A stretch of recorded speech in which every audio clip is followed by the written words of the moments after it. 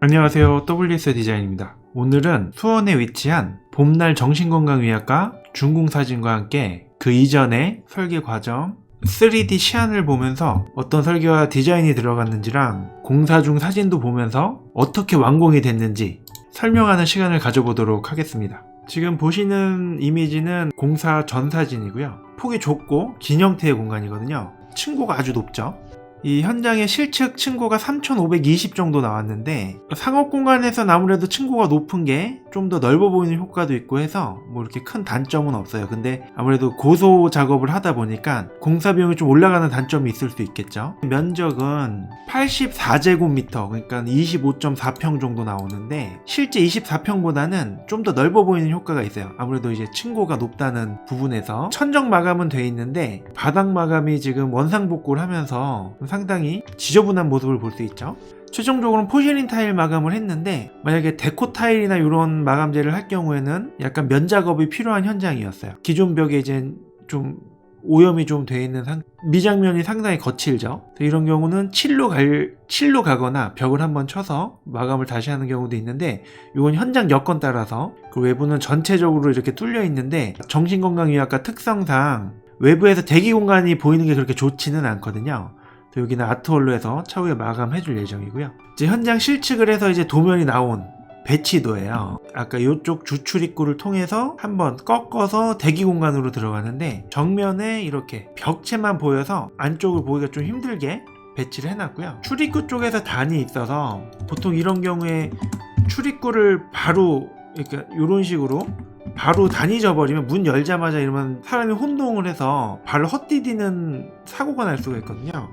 이런 경우는 일부러 이렇게 1200 이상 공간을 확보해두고 단을 줘야지 이걸 인지하고 내려올 수가 있어서 이런 부분은 좀 신경 써줘야 되고요. 실제 공사에서는 여기에 혹시나 이렇게 올라가다가 다리가 걸릴 수가 있어서 이렇게 만들어서 마감을 해줬어요. 최초 시안과 견적은 이쪽 벽을 스타코의 페인트 마감으로 계획을 했었거든요. 원장님께서 약간 그런 쪽 도장 쪽으로 처음 생각을 하고 계셨어서 이걸로 제안을 했다가 도장 마감이 금액적으로 저렴하지가 않아요. 유지 관리가 또 편하지도 않아서, 그러니까 일반 주택 같은 경우는 많이 도장 마감이 유행을 하고 있는데 아무래도 여기는 상업시설이다 보니까 유지 관리 측면에서 약간 어려움이 있을 수 있거든요. 물론 이렇게 손이 닿아서 이렇게 오염되는 경우도 있는데 우리가 주택의 경우에는 온도 편차가 그렇게 크지가 않아요. 물론 창가 쪽이나 이런 부분들의 온도 차이로 인해서 결로가 생기는 경우가 있긴 한데 상업시설 같은 경우에는 낮에는 난방을 하고 있다가 퇴근을 하고 나면 겨울철에 온도가 급격히 떨어지거든요. 여름에도 온도 편차가 커서 소축 팽창이 좀 많이 일어나요. 목재 사용에도 좀 주의를 기울여야 되고 최종 마감도 이런 부분을 도장 마감으로 하면 물론 뭐 이렇게 많은 비용을 들여서 보강을 하고 금속재를 이용해서 이런 소축 팽창을 줄여줄 수가 있는데 아무래도 금액 대비 이런 좀 오염 문제도 있고 차후에 이렇게 갈라지는 문제들도 있어서 원장님하고 협의를 해서 필름 마감으로 변경을 했어요. 최종적으로는 이렇게 필름 마감이 진행이 되고 위쪽은 도배 마감으로 진행을 했어요. 이 벽체의 기존 베이스에 따라서 마감재를 변경을 해줘야 돼요. 같은 흰색이어도 여기는 도배, 여기는 필름, 여기는 페인트 마감이에요. 그러니까 뭐 간단하게 하려면 이렇게 전체를 페인트로 하거나 전체를 도배로 하거나 할 수 있는데 기존 벽의 구조에 따라서 마감을 변경을 해줘야 차후에 내구성이나 유지 관리를 편하게 할 수 있거든요. 아파트 공사 같은 경우에는 무몰딩을 많이 하잖아요. 도배 마감이기도 하고 해서 무몰딩이 아니고 몰딩이 있어요. 몰딩을 얇게 넣어서 이게 무몰딩이 물론 깔끔하긴 한데 비용을 뭐 한도 끝도 없이 쓸 수 있으면 이 부분들을 전부 다 금속으로 잡으면 되거든요. 그럼 터질 일이 없어요. 아예 금속으로 해서 용접을 하면 상관이 없는데 비용적인 부분도 고려를 해야 되잖아요. 그러면 이 부분을 목으로 잡아줘야 되거든요. 근데 목으로 잡다 보면 언젠가 시간이 지나면 이 부분이 터질 수가 있어요. 이걸 태워줘야 되는데 그 부분이 깔끔하지가 않으니까 결국은 이렇게 몰딩을 해주는 게 경제적인 부분이나 1년, 2년 오래 사용했을 때도 이런 거는 뭐 무조건 무몰딩이 좋다 뭐 이런 개념보다는 비용적인 것도 좀 고려를 해서 결과적으로는 내구성이 더 중요하거든요. 그래서 이런 식으로 마감이 됐어요. 그래서 요거에 대한 3D 시야는 이렇게 변경이 됐죠. 아까랑 디자인이 바뀌었죠.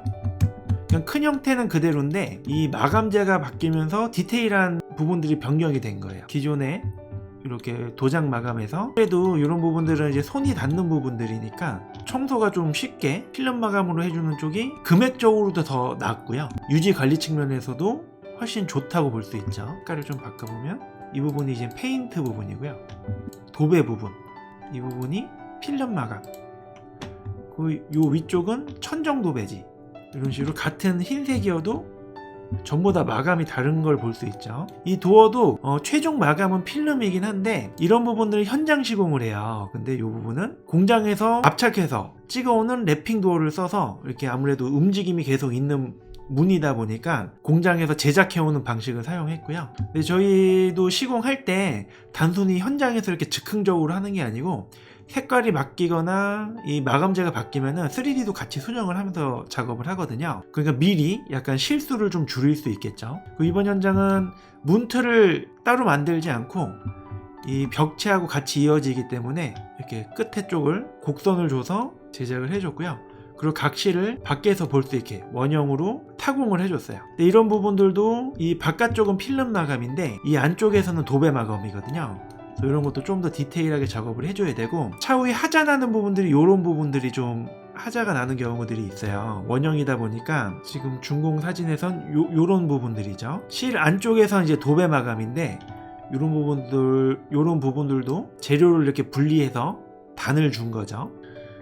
출입구에서 들어오면 출입구 쪽에선 이쪽이 잘 보이지 않는데 문을 열고 들어오면 이렇게 대기 공간이 보이고요. 코너를 꺾어서 안내 데스크가 위치해 있어요. 이 모서리 부분에 남는 공간을 벽면에 곡선을 이어서 같은 각도로 이렇게 꺾어서 차후에 원장님이 조경이나 뭐 미술품 같은 걸 놓을 수 있게 공간을 마련해 놨고요. 타일을 곡면 처리해서 이 남는 부분에 콩자갈을 시공하고 미리 조명을 설치해 놨어요. 이런 조명은 원장님이 직접 구매해 오신 거예요. 이렇게 들어오면 안내 데스크가 있고 뒤쪽으로 대기 공간의 뒤쪽으로 약간 돌출된 벽을 만들어서 상압으로 간접 조명을 놔줬고요. 원장님께서 이쪽에 약간 공간을 만들어 달라고 하셨어요. 이런 집기나 나중에 액자 같은 걸 좀 올려두시고 휴대폰도 충전하게 하고 싶다고 하셔서 안내 데스크는 템바보드로 마감되어 있고 이 뒤쪽으로 책상을 놓을 수 있게 미리 콘센트하고 랜선 뭐 이런 것들을 설치해 줬어요. 랜선 같은 경우에는 캣6 이상을 사용해 주는 게 인터넷 속도를 확보할 수 있겠죠. 주택을 공사할 때는 걸레바지를 많이 없애는 추세잖아요. 근데 상업시설 같은 경우에는 실제로